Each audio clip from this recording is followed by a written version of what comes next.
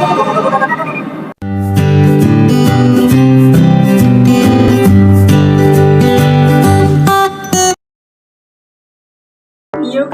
Max Weber. Max Weber lahir pada tanggal 21 April 1864 di Erfurt, Hungaria, Jerman. Ayah Max Weber seorang birokrat yang kedudukan politiknya sangat penting. Sedangkan dari ibunya kebalikan dari ayah Max Weber. Ibunya selalu menjalankan kehidupan penuh dengan peribadatan tanpa kesenangan duniawi.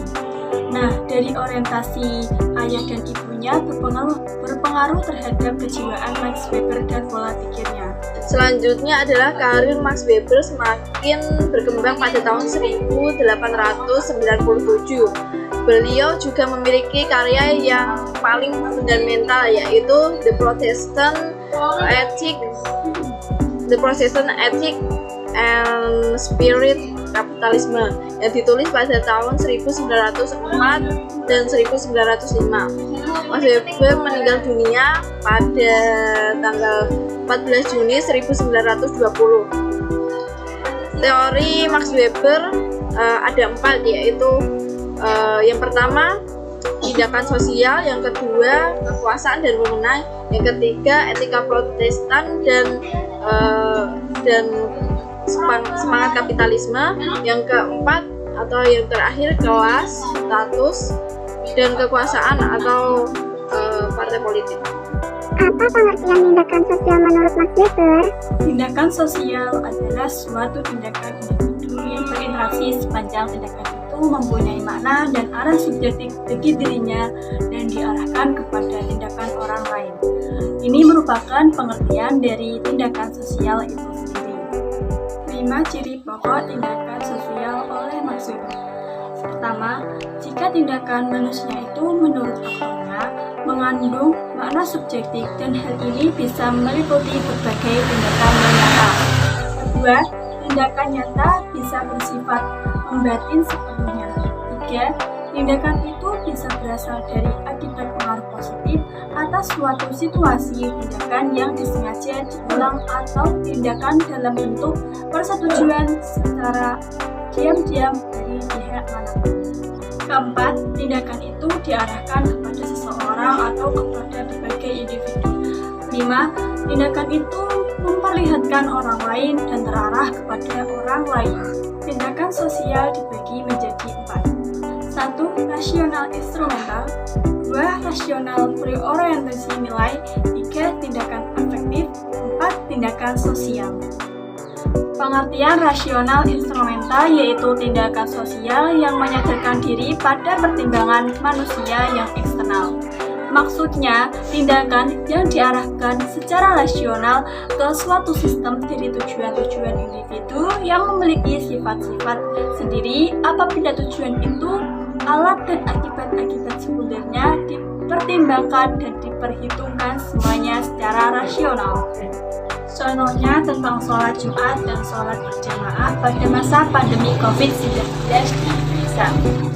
Ketika seorang muslim sedang melakukan ibadah sholat Jumat bersama-sama maupun sholat berjamaah di masjid, pada masa pandemi bisa menimbulkan bahaya penyebaran semakin besar oleh virus tersebut. Penyebaran virus COVID-19 terjadi karena adanya interaksi sosial yang dihasilkan dari aktivitas bersin, menguap, meludah, batuk, dan sebagainya. MUI atau Majelis Ulama Indonesia memerintahkan bahwa sholat Jumat maupun sholat berjamaah pada masa COVID-19 diganti sholat zuhur di rumah saja dan anjuran untuk social distancing.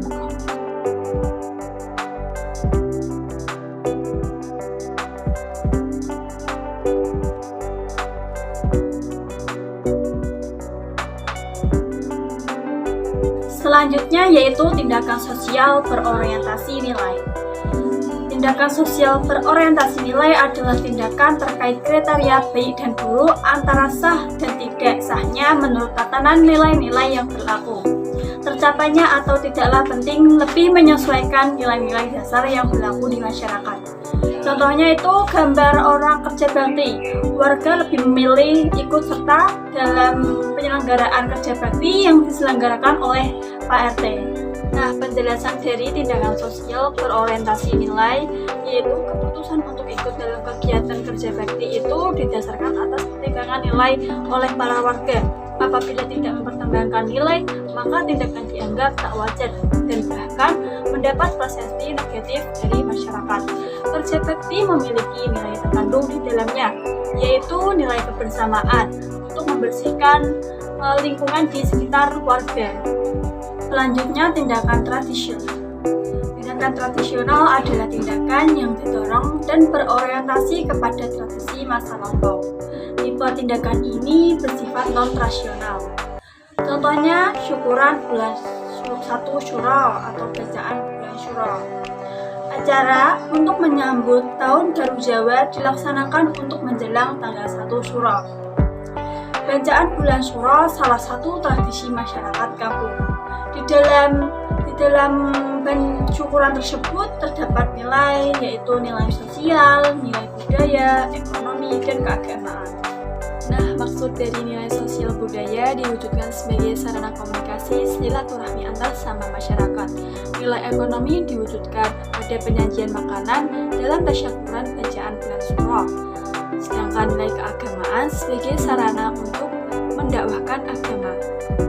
Selanjutnya, tindakan afektif. Tindakan afektif adalah suatu tindakan sosial yang timbul karena dorongan atau motivasi yang sifatnya emosional. Tindakan ini dilakukan benar-benar tidak rasional karena kurangnya pertimbangan logis, ideologi, atau kriteria rasionalitas lainnya. Sebagai contoh gambar di samping, yaitu orang yang sedang merasakan cinta, orang yang sedang merasa amarah, ketakutan, bahagia, dan orang yang merasa kesedihan. Selanjutnya, yaitu tindakan Max Weber yang kedua, teori kekuasaan dan wewenang. Pengertian kekuasaan adalah kemampuan untuk memaksakan kehendak meskipun sebenarnya mendapatkan tantangan orang lain. Nah, sedangkan pengertian dari wewenang adalah kemampuan untuk mencapai tujuan oleh anggota masyarakat. 3 jenis wewenang menurut Max Weber. 1. Wewenang tradisional berdasarkan pada kepercayaan yang mapan terhadap kekhususan, tradisi zaman, serta legitimasi status berdasarkan otoritas. 2. Wewenang karismatik, mutu luar biasa yang dimiliki seseorang dan tidak dimiliki oleh orang lain. 3. Wewenang rasional legal, berdasarkan pada komitmen terhadap seperangkat aturan yang diundangkan secara resmi dan diatur secara impersonal, umum maupun resmi. Contoh dari teori kekuasaan dan wewenang ini yaitu Pak Jokowi memiliki hak kekuasaan dan wewenang sebagai kepala negara dan kepala pemerintah di Indonesia. Yang ketiga, teori etika Protestan dan semangat kapitalisme. Secara asumsi teoritis, jalan-jalan menuju keselamatan. Menganalisis hubungan antara agama-agama dunia dan ekonomi, Weber mengembangkan pola jalan keselamatan. Asketisme adalah bentuk agama pertama yang tersebar luas. Agama asketis terbagi menjadi 2 subtype. Yang pertama, asketisme ekstraterestrial, berisi seperangkat norma dan nilai yang mengarahkan orang percaya untuk tidak bekerja sama dengan dunia duniawi dan menahan godaannya. Yang kedua adalah yang disukai Max Weber adalah Calvinisme. Calvinisme adalah asketis dunia batin. Secara agama tidak menolak dunia. Sebaliknya, mereka secara aktif mendesak anggota untuk bekerja di dunia untuk menemukan atau setidaknya tanda-tanda untuk keselamatan. Asketisme dan mistisisme. Kedua jenis asketisme termasuk pola perilaku dan mistisisme penyangkalan diri, termasuk kontemplasi, emosi, dan kepasifan. Weber membagi mistisisme yang menolak dunia dan memerlukan pelarian total dari dunia. Misteri dunia batin mengarah pada upaya meditatif untuk memahami makna dunia. bentuk mistisisme dan asketisme yang menolak dunia dan dipandang sebagai sistem ideologis yang menghambat perkembangan kapitalisme dan rasionalitas. Di sisi lain, asketisme adalah sistem norma dan nilai yang berkontribusi pada perkembangan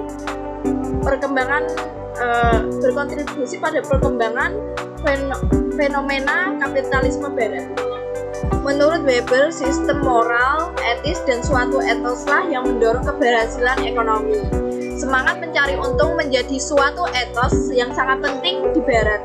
Protestanisme telah berhasil mengubah pengejaran keuntungan menjadi perjuangan moral. Weber menganggap bahwa Protestanisme, khususnya Calvinisme, sangat penting bagi kebangkitan kapitalisme. Contoh yang sangat nyata terjadi di Eropa yaitu berkembangnya dan suksesnya kapitalisme di Eropa. Walaupun Calvinisme tidak lagi diperlukan untuk sistem ekonomi selanjutnya karena kapitalisme modern bertentangan dengan Calvinisme dan secara umum dalam sekularitas. Dalam kata-kata Weber sendiri, kapitalisme telah menjadi fakta sosial yang memaksa individu untuk berdiri di luar individu. Calvinisme dan semangat kapitalis. Ciri khas Calvinisme adalah gagasan bahwa hanya sedikit yang dipilih untuk keselamatan. Calvinisme berpegang teguh pada gagasan tentang takdir. Manusia ditakdirkan untuk bertahan hidup atau agama untuk mempengaruhi nasib itu. Gagasan tentang nasib membuat orang tidak yakin bahwa mereka termasuk selamat atau akan selamat. Untuk mengurangi kecemasan itu, Calvinis mengembangkan gagasan bahwa simbol dapat digunakan sebagai indikator apakah seorang telah diselamatkan atau tidak. Karena jika Anda bekerja dengan tekun, Anda akan melihat bahwa tanda-tanda keselamatan dalam kesuksesan ekonomi Anda. Teori yang keempat adalah kelas, status, dan partai politik atau kekuasaan. Yang pertama adalah kelas. Kelas itu bukan komunitas. Kelas adalah sekelompok orang yang terkadang bertindak dalam situasi bersama. Weber menegaskan bahwa situasi kelas ada ketika 3 kondisi berikut terpenuhi. Yang pertama, seseorang mempunyai komponen penyebab spesifik yang sama. Yang kedua, komponen itu digambarkan secara eksklusif oleh kepentingan ekonomi untuk pemilikan barang-barang dan peluang-peluang penghasilan. Yang ketiga, digambarkan di bawah kondisi-kondisi komoditas atau pasar tenaga kerja. Konsep kelas mengacu pada sekelompok orang dalam situasi ekonomi atau pasar yang sama. Di samping ini ada contoh gambar kelas-kelas ya guys, bisa dilihat di layar Anda. Yang kedua adalah status. Tidak seperti kelas, status secara normal merujuk pada komunitas. Kan tadi sudah dijelaskan kalau kelas itu bukan komunitas. Kelompok status adalah komunitas keseharian tetapi sedikit tidak berbentuk. Sebuah situasi status didefinisikan sebagai aspek karakteristik dari kehidupan seseorang yang ditentukan oleh evaluasi sosial yang spesifik, apakah positif atau negatif atas kehormatan. Status terkait dengan gaya hidup. Orang yang berada di puncak hierarki status memiliki gaya hidup yang berbeda dengan mereka yang berada di bawah tentunya. Dalam hal ini status berhubungan dengan status kelas. Namun kelas dan status tidak selalu berhubungan atau terkait. Ada hubungan kompleks antara kelas dan status yang menjadi lebih rumit jika ditambahkan dengan dimensi partai. Yang terakhir yaitu partai politik atau kekuasaan. Di sini terdapat poin-poin, yaitu yang pertama, kelas ada dalam tatanan ekonomi dan kelompok status dalam tatanan sosial. Tetapi partai politik ada dalam tatanan politik. Yang kedua, partai adalah organisasi yang selalu berjuang untuk mendominasi. Yang ketiga, partai politik adalah elemen yang paling terorganisir dari sistem stratifikasi. Yang keempat, partai politik sangat luas dan mencakup partai-partai yang ada di negara bagian maupun yang mungkin ada dalam anggota sosial. Yang kelima, partai biasanya mengacu pada peringkat status atau grup. Apapun yang mereka katakan, partai politik fokus untuk mendapatkan kekuasaan. Sekian dan terima kasih. Wassalamualaikum warahmatullahi wabarakatuh. Bye-bye.